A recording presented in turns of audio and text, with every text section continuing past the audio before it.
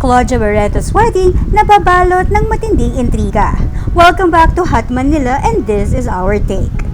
Ngayon nga ay punong-puno ng iba't ibang intriga, kontrobersiya at palitan ng mga masasakit na salita at mga opinyon sa bawat sides ang ating naririnig. Dahil dito, magandang himayin natin ang mga pangyayari. Unahin natin yung post ni Julia Barreto.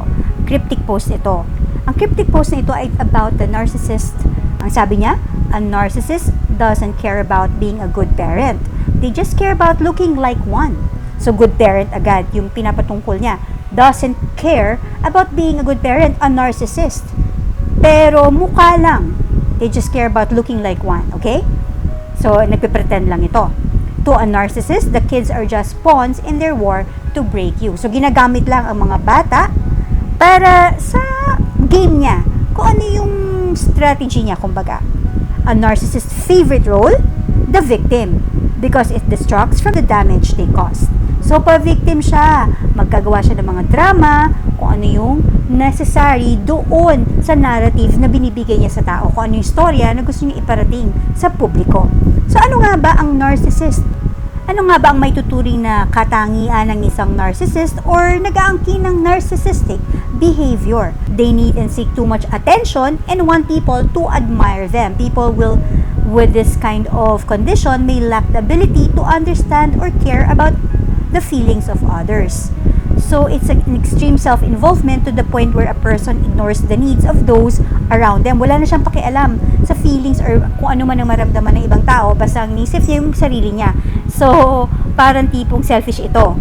Na ang focus lang, ang sentro ng attention sa mga nangyayari sa ngayon, ito ba yung ine-exhibit na behavior ng isang Dennis Padilla? Ni Marjorie Barreto mula sa kanyang interview with OG Diaz, sinasabi niya nga dito na all for the drama. Yung mga pa-interview niya in the past, for the past, sabi nga niya, 18 years na silang hiwalay, estranged yung mga anak. Ano ba ibig sabihin nun? Hindi talaga, wala silang connection. Hindi na sila malapit sa isa't isa. Layo ng loob ng mga anak niya sa kanya.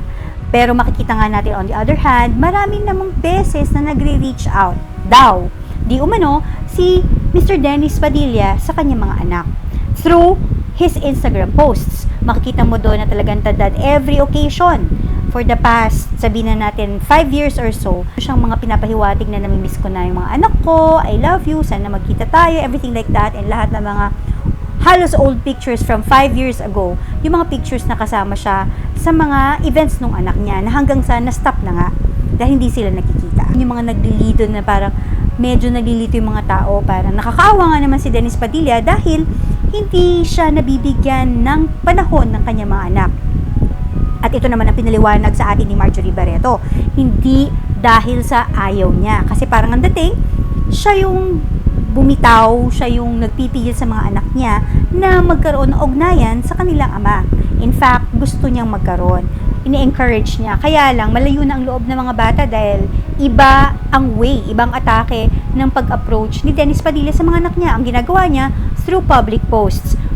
Actually, I think in-address na ito ni Lee open letter dahil ito nga yung way ng dati niya. So, ganun din ang ginawa niya. So, dear Papa, why do you have to do this in public?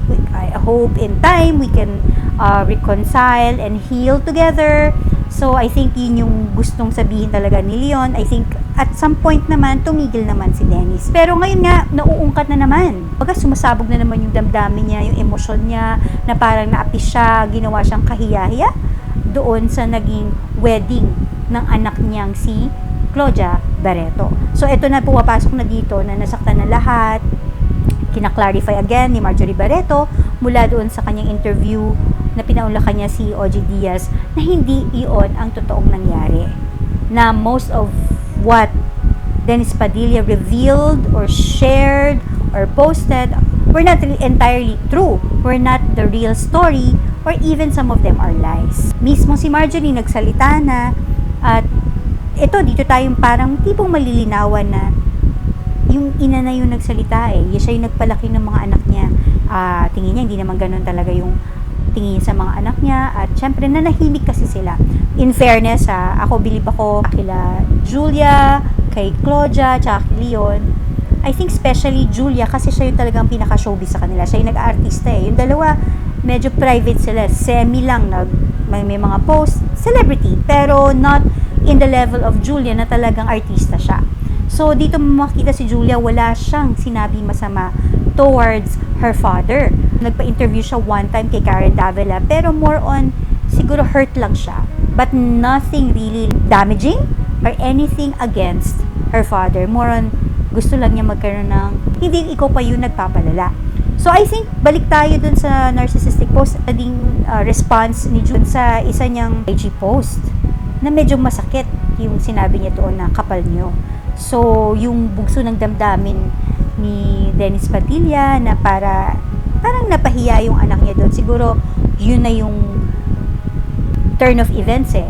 After the wedding na supposedly super happy event, super happy occasion na dapat pinagditiwang ng lahat, kailangan maging understanding, pero hindi eh. Doon pumapasok yung tendency to be self-centered, thinking of yourself at that moment, ano ang naging pakiramdam mo nun, without thinking na hindi naman ikaw yung sentro ng attention. Hindi ko alam kung anong klaseng setup magkakaroon ulit, pero ang sabi nga ni Dennis Padilla sa pagpapa-interview niya ay finish na daw. Ito na yon. This is it. This is over. Hindi na niya para dugsungan pa. Hindi na daw niya kakausapin yung mga anak niya. Wala na siyang magiging relasyon sa mga to. Kahit pag gusto nila mag-reach out, wala na siyang gagawin pang any effort. Sarado na siya. So, tingnan natin kasi minsan talaga pag yung bugso ng damdamin, nababago din naman yan in time. Malalaman natin kung ano talaga yung in the future. Hindi mo basta masasabi na tapos na eh. So, malalaman natin yan sa mga susunod pang kabanata. Abangan!